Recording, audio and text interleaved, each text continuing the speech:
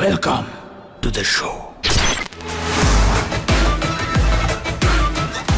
ঈদের সিনেমায় শাকিব খানের জয়যাত্রা অব্যাহত আছে। তবে এবারের ঈদে বাংলা সিনেমার জন্য সবচেয়ে বড় চমক ছিল তানিম নূরের উৎসব। দীর্ঘ সময় পর পারিবারিক আবহে এখনও সিনেপ্লেক্সে সিনেমাটি দেখছেন দর্শক। এই সিনেমায় জাহিদ হাসান অভিনয় শৈলীতে দর্শক হৃদয়ে নতুন করে জায়গা করে নিয়েছেন। পাইছে একই জিনিস। কি আশ্চর্য! গুণী অভিনেতা জাহিদ হাসান যখন দর্শক প্রশংসায় ভাসছেন, এর মাঝে একটি অনুষ্ঠানে শাকিব খানকে নিয়ে মন্তব্য করায় পড়লেন শাকিব ভক্তদের রোষানলে।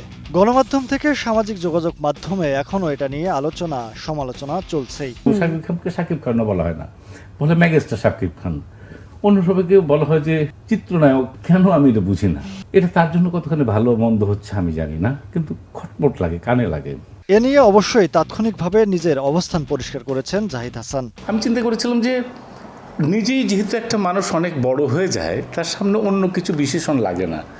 আমি বলতে চাচ্ছিলাম যেরকম টম ক্রুজ, তারা কি অন্য কিছু নাম দেওয়া দরকার আছে? শাহরুখ খান, সালমান খান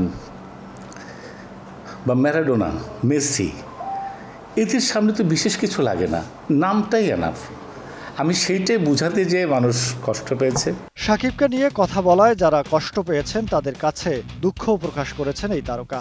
বলেন, কাউকে ছোট করে বড় হওয়া যায় না। আমি যেটা বলতে চাই যে ভাই, আমাদেরই তো মানুষ, আর কাউকে ছোট করে কেউ বড় হবে সেটা কখনো কেউ হতে পারে না। আমি কাউকে ছোট করতে চাইও না। জাহিদ হাসান এবারই প্রথম নয়, এর আগেও শাকিব খানকে নিয়ে মন্তব্য করায় আরেক অভিনেতা আফরান নিশুও সমালোচনায় পড়েন।